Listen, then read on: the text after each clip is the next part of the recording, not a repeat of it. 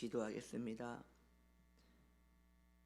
주님, 우리가 무엇이간데 오늘도 우리에게 구원을 주시고 오늘도 자녀 삼아 주시며 우리에게 크신 자비를 베풀어 주신 감사합니다. 우리의 마음을 오늘 하루도 가난하게 하사 주님 없으면 못 사는 복된 심령 되게 하시옵소서. 예수님의 이름으로 기도드립니다. 아멘. 하나님 말씀 계시록 1장 16절 제가 읽어드리도록 하겠습니다. 그의 오른손에 7별이 있고 그의 입에서 좌우에 날선검이 나오고 그 얼굴은 해가 힘있게 비치는 것 같더라. 예수님은 누구신가 시리즈 오늘은 9번째인데 첫째 교회를 지키는 예수님, 둘째 왕으로 오신 예수님, 셋째 제사장으로 오신 예수님, 넷째 순결하신 예수님, 다섯째 모든 것을 아시는 예수님, 여섯째 승리하신 예수님, 일곱째 약속을 성취하신 예수님, 열흘째 주의 종을 붙드신 예수님. 오늘은 그 9번째로 심판하시는 예수님입니다. 오늘 본문은 주님의 입에서 말씀이 날이 선 검과 같다라고 말씀하고 있습니다. 검은 심판을 의미하는 것이지요. 우리 주님은 사랑이시지만 또한 이후에 심판의 주로도 오심을 말씀하고 있습니다. 우리의 신앙은 균형 잡혀야 합니다. 주님은 여전히 사랑이시지만 여전히 공의의 주님이십니다. 우리 신앙에서도 사랑만 강조하다 보면 방종하게 돼 있고 심판만 강조하다 보면 율법에 갇히게 돼 있습니다. 주님의 사랑 안에서 공의를 바라볼 수 있는 균형 잡힌 신앙을 잡아야 하는 것이지요. 신앙생활은 언제나 즐거움이어야 하며 설레임이어야 합니다. 주님의 사랑 안에 공급받는 신앙의 삶도 복된 것입니다. 그러나 신앙은 또한 두려움도 있어야 합니다. 사도 바울 선생님은 말씀하시기를 떨림과 두려움으로 너희 구원을 이루라 라고 말씀하고 있습니다. 이것은 우리를 협박하거나 억압하려는 그러한 말씀이 아니에요. 신앙의 신비는 내가 두려워하며 경건하려 할수록 더욱 신앙의 깊이 속으로 들어간다는 것입니다. 세상이 줄 수 없는 하늘의 꿀송이를 맛볼 수 있다는 것이지요. 성도가 이렇듯 하늘의 공급을 받아야 할진데 그러한 공급을 받지 못하면 이제 세상의 공급으로 자신의 영혼을 채우려 할 것입니다. 이것은 결국 그 영혼의 재앙이며 불행입니다. 이러한 성도는 이 세상에서 절대 행복을 누릴 수 없고 비참하게 살아가며 만족 없이 주님이 주시는 만족 없이 세상이 주는 아주 간헐적인 즐거움으로 허덕허덕거리다가 괴로움을 겪는 것입니다. 그렇게 사는 삶은 어쩌면 죽지 못해 사는 너무나 안타까운 삶인 것이지요. 세상의 정욕에 젖어 살면서도 만족의 삶을 살고 있다면 그는 아마도 성도가 아닐 확률이 높습니다. 다시 말씀드릴게요. 세상에 정욕 가운데 살고 있는데도 내 마음에 충분한 만족을 누리고 있다면 그분은 하늘 백성이 아닐 확률이 굉장히 높으니 자신을 생각을 해봐야 하는 것이에요. 처음부터 택함을 받지 못한 사람일 수 있어요.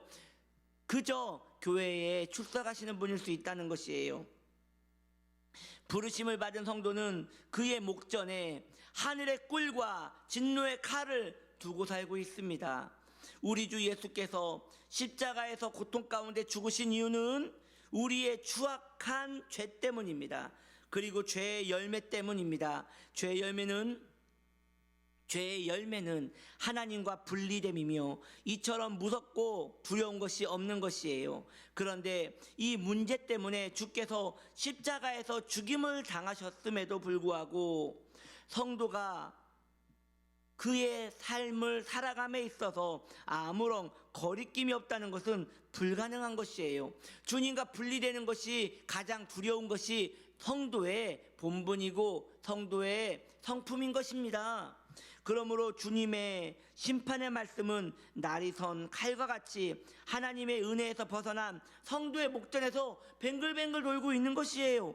이를 인식하고 있는 성도는 주님의 입맞춤만 바라는 것이 아니라 그 입에 날선 검에도 늘 대비하고 있어야 하는 것이지요. 성도는 평안해야 합니다. 그러나 안주해서도 안 됩니다.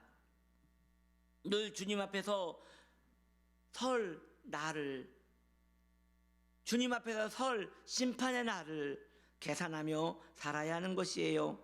성도의 긴장감은 성도를 우울하게 만들지 않고 더 생기 있게 만들어 줄 것입니다. 여러분, 다니엘서에 보면 한 손가락이 나타나 벨사살 궁전의 벽에 글씨를 쓰지요. 그 글씨 무슨 글씨인지 기억나십니까? 메네 데겔 우바르신이라고 써 있습니다. 그 말의 뜻은 이렇습니다. 내가 너의 무게를 달아보았다.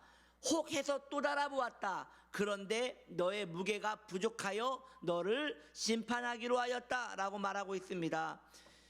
이 말씀은 우리에게도 적용되는 것이에요. 주님께서 우리 신앙의 무게를 달아볼 것입니다. 그 달아보는 것은 정확하여 몇 번을 달아보실 것입니다. 그리고 이후에 우리가 그 신앙의 무게에 맞지 않게 살아갔다면 주님께서는 그때 심판의 칼을 들 것이에요. 그렇기 때문에 우리는 경건함과 두려움과 평안함 가운데 이것이 융화되어 균형 있게 살아가야 하는 것입니다. 하나님을 사랑하십니까? 하나님을 두려워하는 것과 같은 것입니다. 하나님을 두려워하십니까? 그래서 하나님을 사랑하게 되는 것입니다. 이 두 가지를 합친 것을 우리는 경외한다라고 말하고 있습니다. 경외는 두려움만 있는 것도 아니고 사랑만 있는 것도 아닙니다. 둘이 하나가 되어 균형을 이루는 것입니다. 성도의 삶에 하나님을 사랑함이 있다는 것은 하나님을 경외하는 것입니다. 성도의 삶이 너무나 분주하고 세상과 짝하고 산다면 그것은 하나님을 사랑하는 것도 아닙니다.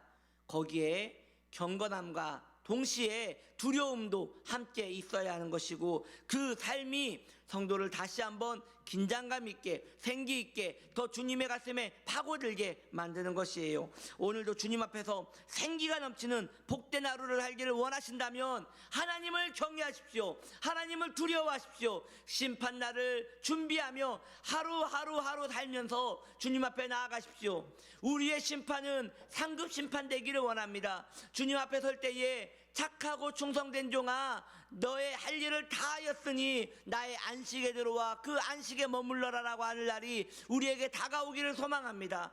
그래서 하루하루가 손꼽아지며 주님 앞에 설날을 기리는 그런 복된 우리 되기를 축복합니다. 기도하시겠습니다. 주님, 우리가 원합니다. 우리는 언젠가 주님 앞에 설 것입니다. 최후 심판대 앞에 서서 나의 날을 계수할 것입니다. 나의 날 가운데 주를 위해 산 날이 많은지 내 정욕을 위하여 산 날이 많은지 계산될 날이 올 것입니다. 지금부터라도 주를 사랑함으로 주님을 위해 살 수 있는 나의 날과 계산되게 하여 주옵소서. 그래서 주님 앞에 섰을 때에 착하고 충성된 종이라 일컬음을 받을 수 있도록 우리의 삶을 붙들어 주시옵소서. 주님을 찬양드리오며 예수 이름으로 기도드립니다. 아멘.